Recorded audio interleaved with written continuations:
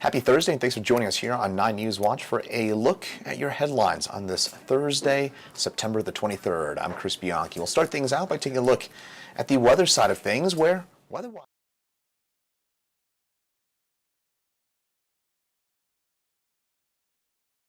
And as we get into tomorrow, we get a weak cold front that will drop its way on through. That could lead to a few high-based showers for us in the mountains as well as into the foothills, but we should stay dry in Denver overnight. But tomorrow we do see those temperatures drop a little bit down into the mid-70s with a little bit of a breeze, a northerly breeze that'll usher in some of those cooler temperatures.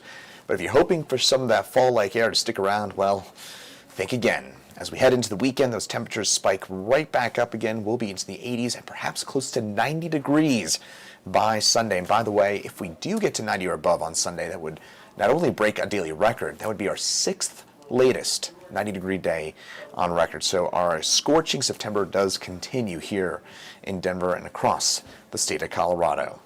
Now, it was a messy start to the morning commute on I-70 at Denver West earlier on today. Eastbound I-70 lanes were completely closed for nearly 2 hours due to a truck striking an overpass that led to debris that covered I-70 eastbound. Now, just after 7:30 this morning, CDOT crews were able to reopen 2 of the 3 lanes, and traffic is fortunately back to near normal levels now, but CDOT continuing to work on that overpass. Meanwhile, the search is on for Rigoberto Valles Dominguez. They say he shot a Littleton police officer several times early on Tuesday morning. 9 News reporter Eddie Randall has the latest from Littleton.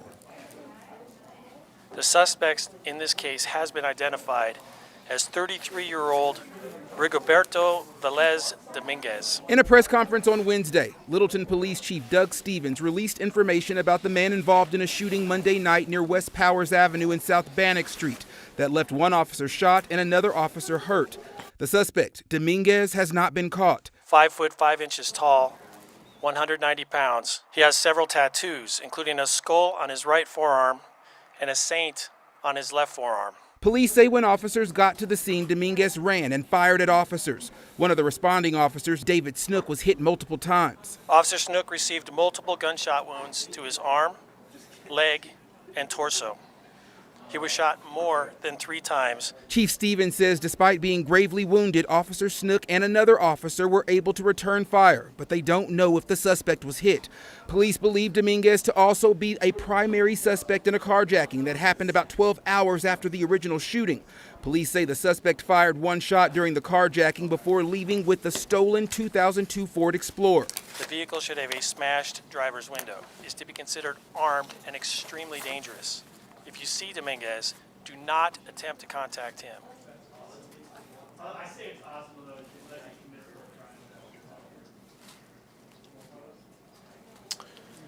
It is a grim anniversary. Wednesday marked 6 months since the Boulder King Soopers shooting that led to the deaths of 10 people.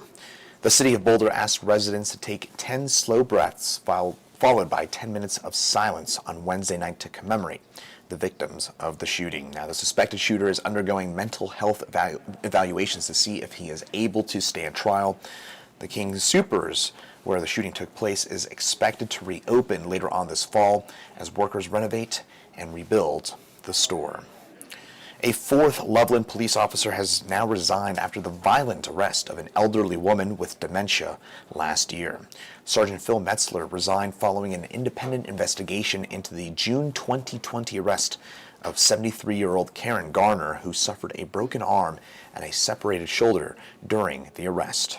Metzler signed off on another officer's use of force report 2 months after the incident, and he submitted his resignation yesterday, back on Wednesday.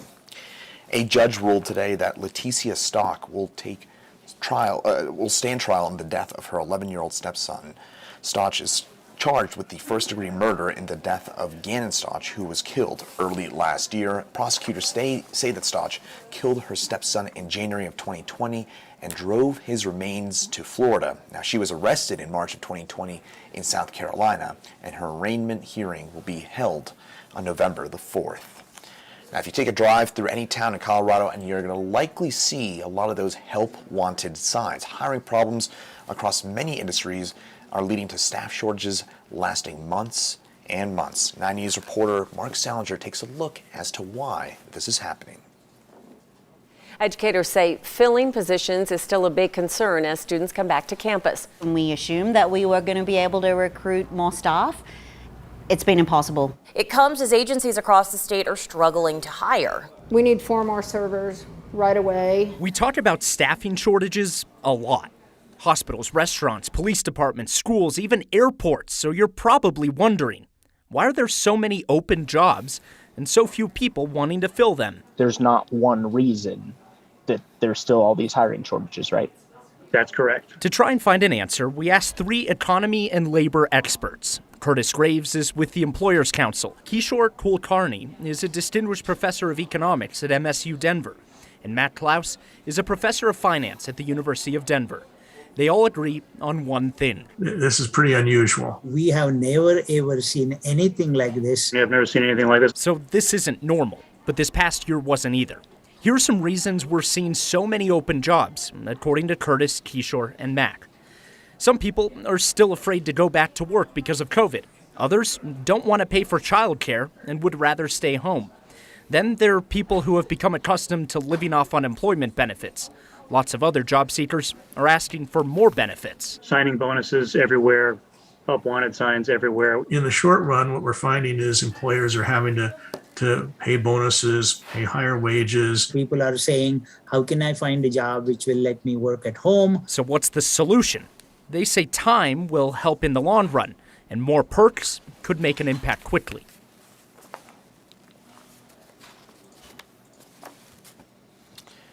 You might notice a new sponsor on the Denver Broncos practice jerseys. The team and Mattress Firm signed a new multi-year deal to put a Mattress Firm patch on the Broncos practice jerseys. Now, Mattress Firm is the nation's largest specialty mattress retailer, and the new deal with the Broncos also means that they're going to be the Broncos' official sleep partner, which I got to admit, I never knew the Broncos had an official sleep partner, but that is neither here nor there. Finally, today is Friday Eve, which means you're probably starting to think about what to do this weekend, and if so, we've got 9 things for you to do this weekend, and it starts with the Broncos' first home game at full capacity in nearly 2 years.